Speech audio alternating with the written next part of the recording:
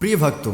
जिन कुंवारे लड़के लड़कियों के विवाह का योग अनेक उपाय करने के बाद भी नहीं बन पाता है, विभिन्न धार्मिक पुस्तकों में लिखा है कि अगर शिव जी के मंदिर में जाकर या फिर पार्वती जी के त्रिपिटक या मूर्ति के सामने यथाशक्ति पूजा करने के बाद कम से कम 5 बार श्रद्धापूर्वक सस्वर पार्वती पंचक स्तोत्र का पाठ करने से विवाह का योग अतिशीघ्र बन जाता है। आपका विवाह योग प्रेम विवाह में अड़चन, प्रेम संबंधों में मधुरता के अलावा आपको हर कार्य में यह सफलता प्राप्त कराता है। इसके अलावा इसके श्रवण से भी लाभ प्राप्त होता है। मान्यता यह है कि माँ पार्वती का पार्वती पंचक स्तोत्र पूर्ण श्रद्धा और समर्पण के साथ नियमित पाठ करने से, पढ़ने से, सुनने से, चिंतन और मनन करने से दाम्पत्य जीवन में आनंद और सुख की प्राप्ति होती है। जिन किसी के दाम्पत्य जीवन में कलह या क्लेश बनी रहती है, वे यदि इस पार्वती पंचक स्तोत्र का प्रतिदिन पाठ करते हैं या श्रवण करते हैं तो उन पति पत्नी के जोड़े के लड़ाई झगड़े सदा के लिए समाप्त हो जाते हैं और शादीशुदा जीवन में मधुरता आती है। और जिनकी शादी होने में दिक्कत आती है, उनके विवाह में कोई न कोई अड़चन आती है, प्रेम विवाह में कोई समस्या आती है, तो उनकी सभी समस्याओं का समाधान शीघ्रता से हो जाता है। अगर वीडियो पसंद आए तो एक लाइक करके कमेंट में ओम नमः शिवाय लिखकर अपनी उपस्थिति अवश्य ही दर्ज कराइएगा। तो भक्तों, चलिए पूर्ण श्रद्धा के साथ हम इस पार्वती पंचक स्तोत्र का 5 बार पाठ प्रारंभ करते हैं। ओम अथ श्री पार्वती पंचक स्तोत्रम। धराधरेन्द्र नंदिनी शशांक माली संगिनी सुरेश शक्तिवर्धिनी नितांत कांत कामिनी नितांत कांत कामिनी निशाचरेन्द्र मर्दिनी त्रिशूल शूल धारिणी मनोव्यथा विदारिणी शिव तनोतु पार्वती शिव तनोतु पार्वती। भुजंग तल्प सामिनी मनोग्र कांत भागिनी प्रकाश पुंज दायिनी विचित्र चित्रकारिणी विचित्र चित्रकारिणी प्रचंड सूत्रधर्षिणी दया प्रवाह वर्षिणी सदा सौभाग्यदायिनी शिव तनोतु पार्वती शिव तनोतु पार्वती।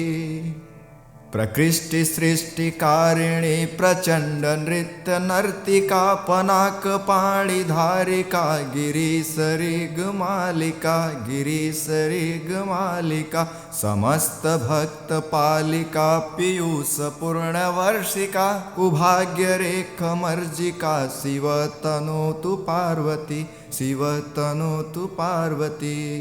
तपश्चरे कुमारिका जगत परा प्रहेलिका विशुद्ध भाव साधिका सुधा सरित प्रवाहिका प्रयत्न पक्ष पौषिका सदार्धि भाव तोषिका शनिग्रहादितर्जिका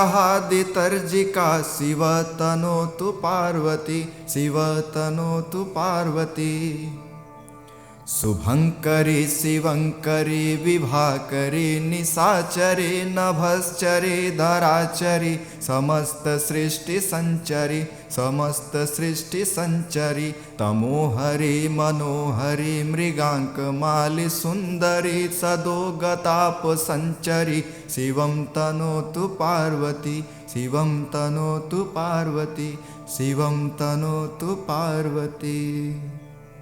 धराधरेन्द्र नंदिनी शशांक माली संगिनी सुरेश शक्तिवर्धिनी नितांत कांत कामिनी नितांत कांत कामिनी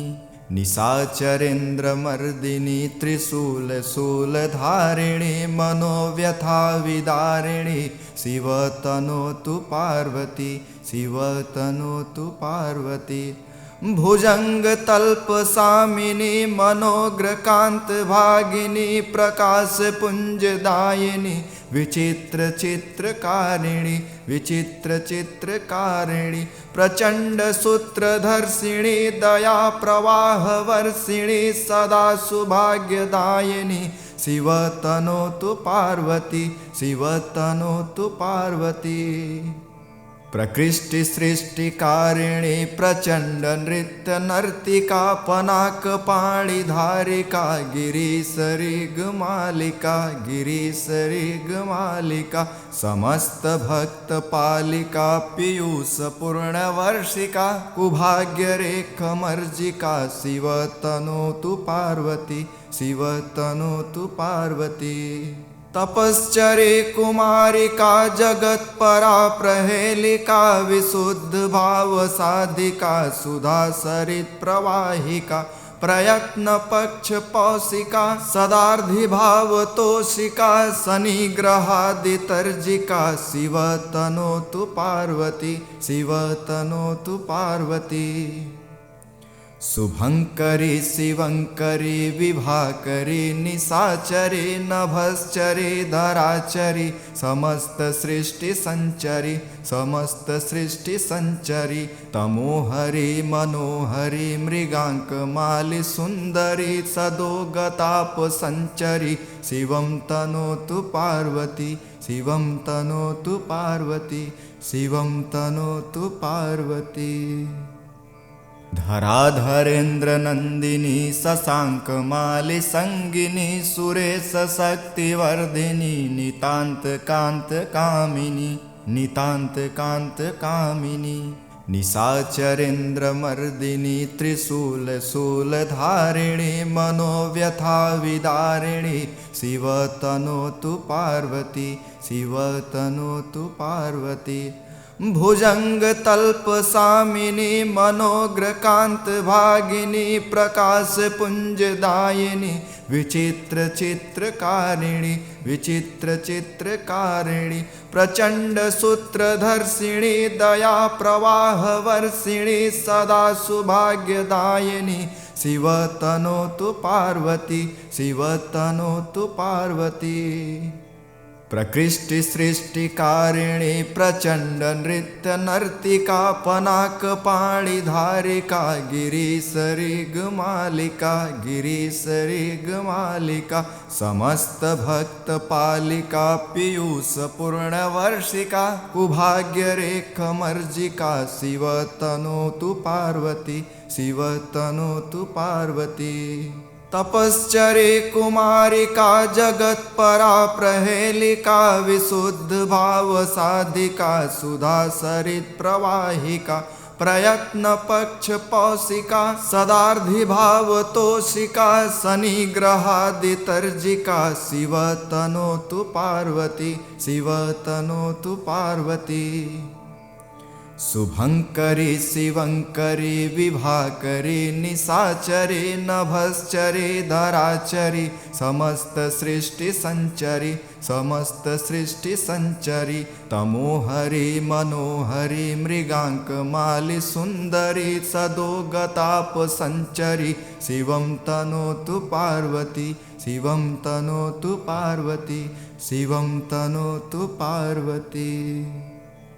धराधरेन्द्र नंदिनी शशांक माली संगिनी सुरेश शक्तिवर्धिनी नितांत कांत कामिनी निशाचरेन्द्र मर्दिनी त्रिशूल शूलधारिणी मनोव्यथा विदारिणी शिव तनोतु पार्वती शिव तनोतु पार्वती भुजंग तल्प सामिनी मनोग्रकांत भागिनी प्रकाश पुंज दायिनी विचित्र चित्रकारिणी प्रचंड सूत्रधर्षिणी दया प्रवाह वर्षिणी सदा सुभाग्यदायिनी शिव तनोतु पार्वती शिव तनोतु पार्वती प्रकृष्टि सृष्टिकारिणी प्रचंड नृत्य नर्तिका पनाक पाणिधारिका गिरीशरी गमालिका समस्त भक्त पालिका पीयूष पूर्ण वर्षिका कुभाग्य रेखमर्जिका शिव तनोतु पार्वती शिव तनोतु पार्वती तपश्चरे कुमारिका जगत परा प्रहेलिका विशुद्ध भाव साधिका सुधा सरित प्रवाहिका प्रयत्न पक्ष पौसिका सदार्धिभावतोषिका शनिग्रहादितर्जिका शिव तनोतु पार्वती शिव तनोतु पार्वती शुभंकरी शिवंकरी विभाकरी निशाचरी नभश्चरी धराचरी समस्त सृष्टि संचरी तमोहरी मनोहरी मृगांकमाली सुंदरी सदोगताप संचरी शिवं तनोतु पार्वती शिवं तनोतु पार्वती शिवं तनोतु पार्वती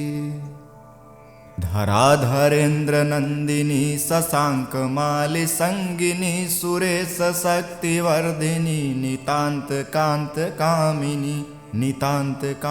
कामिनी निशाचरेन्द्र मर्दिनी त्रिशूल शूलधारिणी मनोव्यथा विदारिणी शिव तनोतु पार्वती शिव तनोतु पार्वती भुजंग तल्प सामिनी मनोग्र कांत भागिनी प्रकाश पुंजदायिनी विचित्र चित्रकारिणी प्रचंड सूत्रधर्षिणी दया प्रवाह वर्षिणी सदा सुभाग्यदायिनी शिव तनोतु पार्वती शिव तनोतु पार्वती